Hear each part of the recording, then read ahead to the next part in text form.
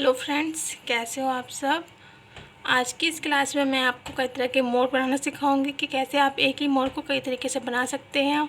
उनको यूज़ करके कैसे एक बेल या टैटू यूज़ किया जाता है, उन सब के बारे में आपको अपनी क्लास में बताऊंगी।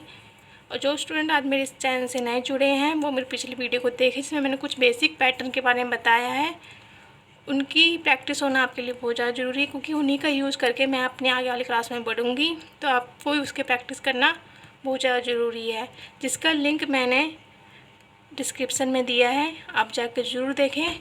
तो आज की मैं क्लास शुरू करती हूँ। सबसे पहला पैटर्न जो आएगा,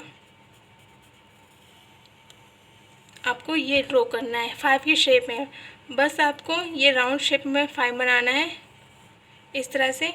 और आपको यहाँ से पेंसिल मूव करते हुए राउंड शेप लाते हुए इसे भी आपको पूरी तरह राउंड से बनाना है इस तरह से, ये आप देख सकते हैं। उसके बाद इसी को हम पूरी तरह राउंड बनाते हैं, ये देखिए आप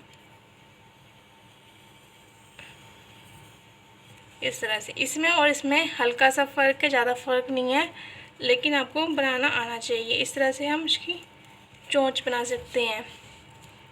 उसके बाद आता है इस तरह से उठाते हुए नीचे की तरफ राउंड देते हुए इस तरह से आपको पेंसिल मूव करनी है। और यहाँ से इस तरह से पेंसिल मूव करते हुए आपको ये इस तरह से बनाना है। जस्ट आपको नीचे की तरफ ये राउंड देते हुए यहाँ, बस आपको एक चीज़ का याद रखना है कि ये जो गैपिंग है ये ज़्यादा चौड़ी ना होनी चाहिए। इस तरह से ये गलत है, ये देख सकते हैं आप। इस बात का आप हर मोर बनाते समय याद रखें कि इसकी गर्दन जितनी पतली हो इस तरह से, उतना ही ये देखने में अच्छा नज़र आता है हर डिज़ाइन में। उसके बाद आता है इसी डिज़ाइन को हम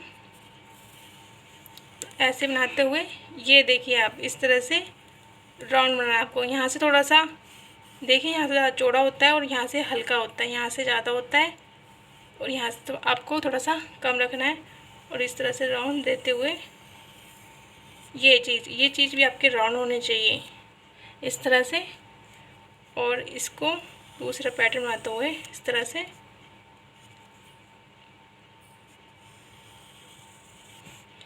ये उठाइए आप और इस तरह से ये देखिए। इस तरह से जो मैंने आपको पिछली क्लास में फ्लावर बताए थे उनका यूज हम यहाँ पे इस तरह से कर सकते हैं। ये देखिए, इस तरह से ही डिज़ाइन बेस शुरू की जाती है, इस बात का आप ध्यान रखें। उसके बाद आता है एक दूसरा तरीका,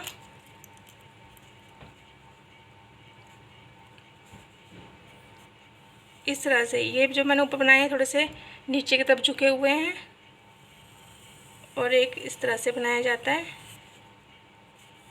आपको इसी सब तरीके की प्रैक्टिस करनी है, ज़रूरी नहीं कि आपको ये आ गया तो आपको ये नहीं आएगा, ये भी आएगा, लेकिन आपको जस्ट प्रैक्टिस करनी है इस तरह से। और इसी का यूज़ करके हम दोबारा से बना सकते हैं। इस तरह से बनाया, इस तरह से राउंड, ये थोड़ा सा स्ट्रेट में थोड़ा सा लटा के बनाया है मैंने। और इसी को दोबारा से बना के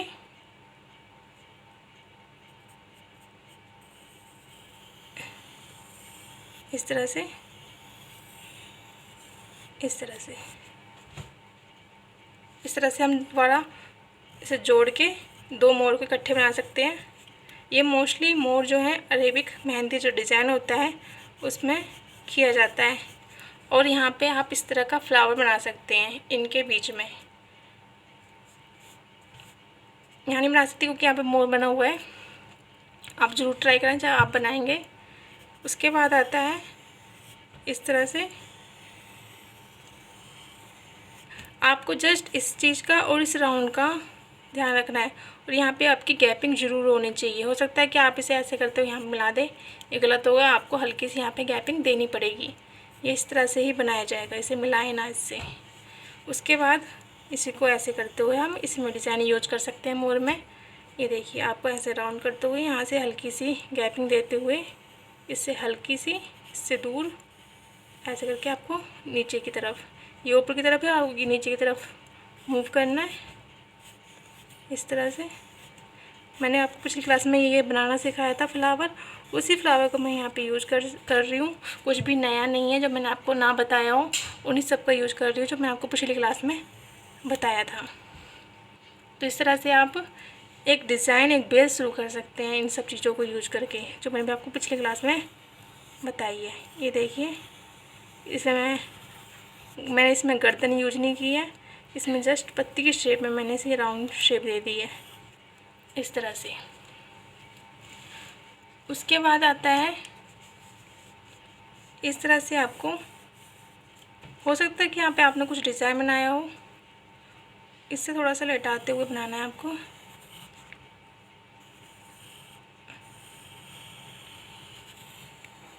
इस तरह से, इस तरह से बनाना है आपको इसे। और इसे मैं एक तरीके से और बताती हूँ, ऐसे बनाते हुए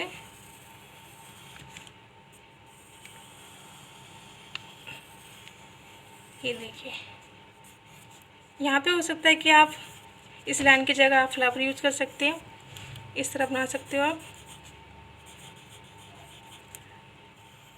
इस तरह से। ये वही फ्लावर है जो मैंने आपको पिछली क्लास में बनाना सिखाया होगा।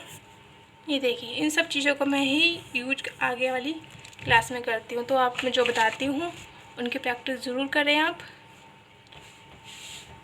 इस तरह से बनाया जाता है। और इस तरह से ये तिकोना आपने 5 शेप बनाया, इसे थोड़ा सा ऊपर ले जाते हो, जितना आपने बनाया है इसे थोड़ा सा ऊपर करते हुए इस तरह से ही बना सकते हैं आपको वैसे हम पत्ती की शेप बनाते हैं उस तरह से आपको इसकी आँख ड्रॉ करनी है। इस तरह से, इस तरह से इसकी चोंच, ये देखिए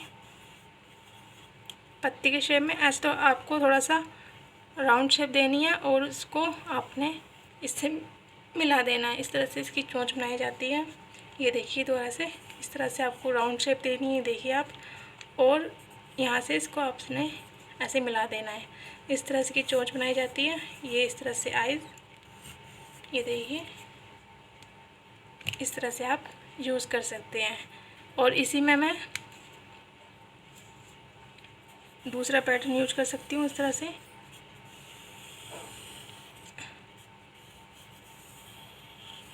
ये देखिए,